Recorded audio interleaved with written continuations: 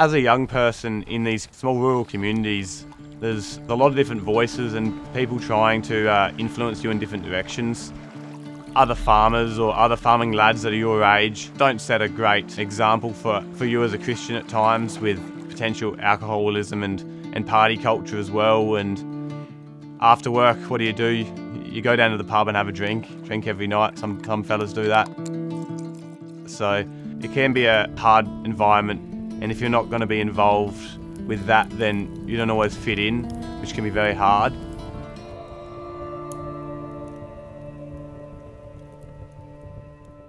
Joel came into Gents Camp insecure, didn't know where he fitted into things, wasn't even really sure about his faith. And over the years, he came to make a profession in Jesus, and it's been so amazing watching him helping others to discover who they are in Jesus. It's just so phenomenal to see someone go through that whole growth and development.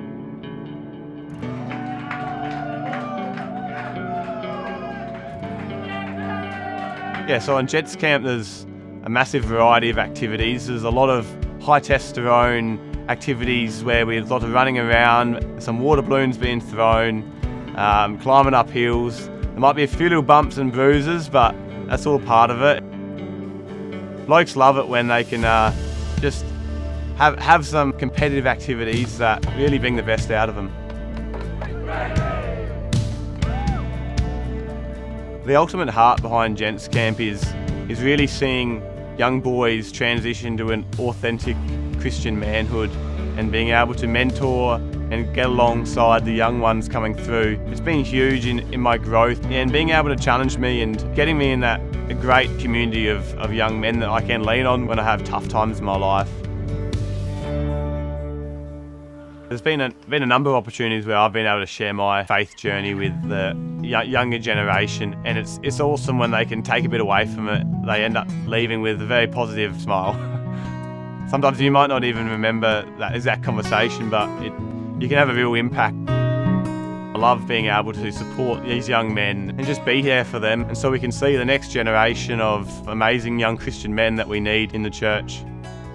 One of the things that's really exciting about Joel's story is he comes from the country areas, and one of the things you see in the country areas is that the church perhaps out there is most sparse, and it's really difficult for even Christian kids to find places where they can grow in faith, let alone non-Christian kids hear about Jesus and get connected into a church. Some of the perhaps more of the country fellas or the rough and ready sort of fellas, they seem to gravitate themselves towards me a little bit, and that's just a great thing to be able to have a great connection point with them, and that they're not alone in their journey.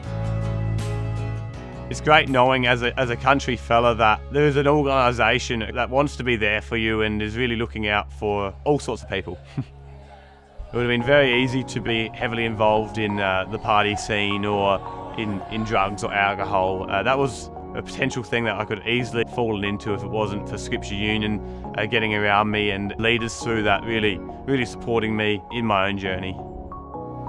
Really think that we could just disobey God and get away with it? For those who donate to SU, God is doing a lot of things through your work. The money goes really where it needs to be, with real young lives being impacted. I think all the funding that we can get to keep these camps going is ultimately really what we need to be able to ensure that my kids and grandkids can have a great opportunity to be supported by a great Christian community.